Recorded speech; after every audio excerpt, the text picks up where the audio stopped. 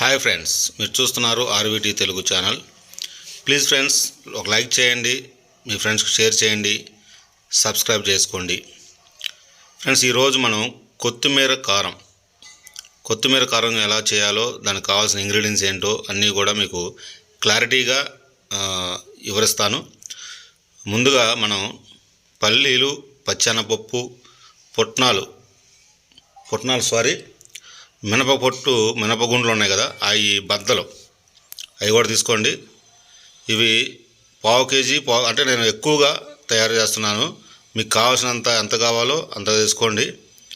నేను పుట్నాలు పావు కేజీ, పల్లీలు పావు కేజీ, అలాగా పల్లీలు, పచ్చెనపప్పు, మినపగుండ్లు బద్దపప్పు, అలాగే ధనియాలు, అలాగే జీలకర్ర, ఇవన్నీ కూడా సరైన క్వాంటిటీలో తీసుకొని లైట్గా ద్వారగా, మరీ మాడకూడదు, మరి కూడా అలా వేయించుకొని ఒక పక్కన పెట్టేసుకోండి. అవన్నీ వేయించినవి అన్నీ కూడా ఒక పక్కన పెట్టేసుకోండి. ఇలా మనం ఒక పక్కకు తీసేసుకున్న తర్వాత నెక్స్ట్ ఇదే బాండియాలో ఎండుమిర్చి, చింతపండు మీకు ఘాటుగా కావాలనుకుంటే కొద్దిగా మిరపకాయలు ఎక్కువ వేసుకోండి, ఘాటు తక్కువ కావాలనుకుంటే తగ్గించుకోండి మిరపకాయలని. ఇదిగోండి, నేను మిరపకాయలని ఇలా వేయించుతున్నాను. దీంతోపాటు చింతపండు కూడా కలిపి వేయించుతాను.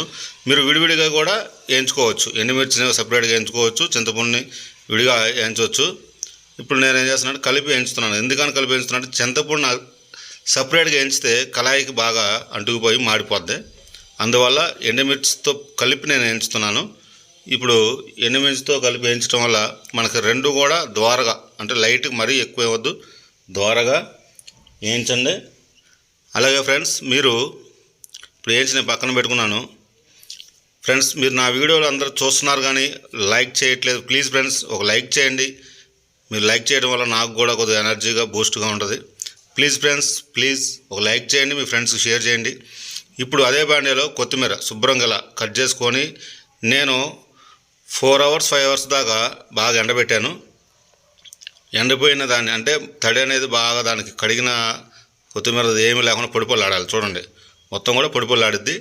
ఇలా పొడిపొల్లాడిన తర్వాత దాన్ని కూడా మనం వేయించాలి. బాండియాలో ఏమి ఆయిల్ అలాంటివి ఏమి వేయొద్దు. ఇప్పుడు వరకు నేను ఏ ఆయిల్ కూడా వాడలేదు. ఆయిల్ లేకుండా వేయించండి. కొత్తిమీరని ఇలా వేయించేసి మనం ఇప్పుడు పక్కన పెట్టేసుకుందాం. వేయించేసి దీన్ని పక్కన పెట్టేసుకుందాం. ప్లీజ్ ఫ్రెండ్స్, నాకు ఇంకా కుకింగ్ వీడియోస్ నాకు చాలా ఉన్నాయి. ఒకసారి నా ఛానల్లోకి వస్తే మీరు చాలా కొత్తగా ఉంటాయి. మీరు ఎప్పుడు కూడా అందరూ చేసే ఐటమ్స్ కొన్ని ఉంటాయి, కైనా కానీ నాది ఒక స్పెషల్గా ఉంటుంది. చూడండి, మీకు నచ్చితే నాకు కంటిన్యూ చేయండి. ప్లీజ్ ఫ్రెండ్స్, అలాగే నా షార్ట్స్ కూడా వస్తున్నాయి, షార్ట్స్లో కూడా మీరు చూడండి. ప్లీజ్ ఫ్రెండ్స్, నన్ను ఇలా కొత్తిమీరని ఇలా ఏం చేసేయండి. ఇలా ఏం చేసిన తర్వాత ఇప్పుడు ఇదంతా కూడా పక్కన తీసేసుకుందాం. కొత్తిమీరను కూడా ఇట్లా ఏం చేసుకొని పక్కన పెట్టేసుకుందాం. పక్కన పెట్టేసుకున్న తర్వాత ఇప్పుడు మనం నెక్స్ట్ మనం పట్టిన ఇవన్నీ మసాలాలు ఉన్నాయి కదా, పప్పు దినుసులు కానీ ఇలాంటివి ఉన్నాయి కదా, అవన్నీ కూడా మనం గ్రైండ్ చేసుకోవాలి.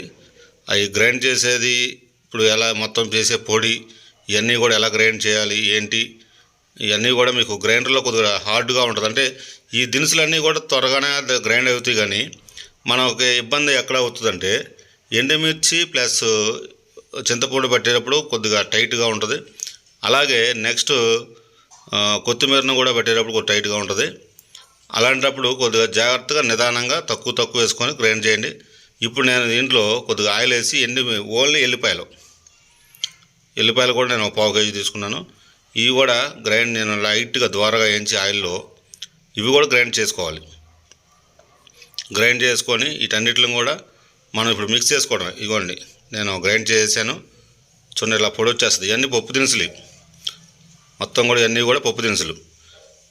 ఇట్లా పప్పు దినుసులు మొత్తం కూడా ఇలా పొడి అయిపోవాలి. మీకు ఎంత కావాలో అంతే వేసుకోండి. మీకు ఎంత క్వాంటిటీ చేసుకోవాలనుకుంటున్నారో అంత క్వాంటిటీ చేసుకోండి. ఇప్పుడు చింతపండు, ఎండుమిర్చి కూడా గ్రైండ్ చేస్తున్నాను. ఇది కూడా గ్రైండ్ చేసిన తర్వాత కొత్తిమీరను కూడా గ్రైండ్ చేస్తాను. అది కూడా చూద్దరు. కానీ మీరు ఇలా ఎండుమిర్చి చూడండి, ఇట్లా ఎల్లిపాయలు, చింతపండు ప్లస్ ఎండుమిర్చి వీటిని కూడా నేను మూడింటిని కలిపి గ్రైండ్ చేశాను. ఇందాలేమో పప్పులన్నీ కూడా గ్రైండ్ చేశాను. ఇట్లాంటివన్నీ కూడా విడివిడిగా నేను గ్రైండ్ చేసుకొని పెట్టుకొని తర్వాత కలుపుతాను. దీన్ని గ్రైండ్ చేసేటప్పుడు సాల్ట్ వేయండి ప్లీజ్ ఫ్రెండ్స్, మర్చిపోవద్దు. ఎండుమిర్చి వేసినప్పుడు సాల్ట్ వేయండి.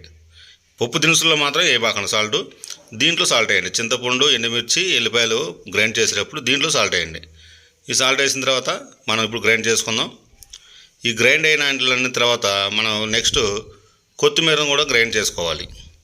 దాన్ని కూడా మీరు చూద్దరు కానీ ఎలా గ్రైండ్ చేస్తానో కొద్దిగా నేను వేసుకుంటాను. వేసుకున్న తర్వాత దాన్ని మొత్తం కూడా మీరు హ్యాండ్తో, మీరు గంటెలు అలాంటివి కొంచెం కొత్తిమీర కూడా గ్రైండ్ చేస్తున్నాను. మీరు హ్యాండ్తోనే కలపండి. అంతా అయిపోయిన అన్ని గ్రైండ్లు అయిన తర్వాత కూడా హ్యాండ్తోనే బాగా కలపండి. ఎందుకంటే గంటెలతో కలిపితే మీకు ఉండలుగానే వస్తుంది. మీకు హ్యాండ్తో కలిపితే ఇది కొంచెం నేను హ్యాండ్తోనే కలుపుతాను మొత్తం. చూసారా, హ్యాండ్తో అట్లా కలిపితే ఈ కారం మీకు వేడి వేడి అన్నంలో, ఇడ్లీలలో super taste. Please friends, subscribe, like.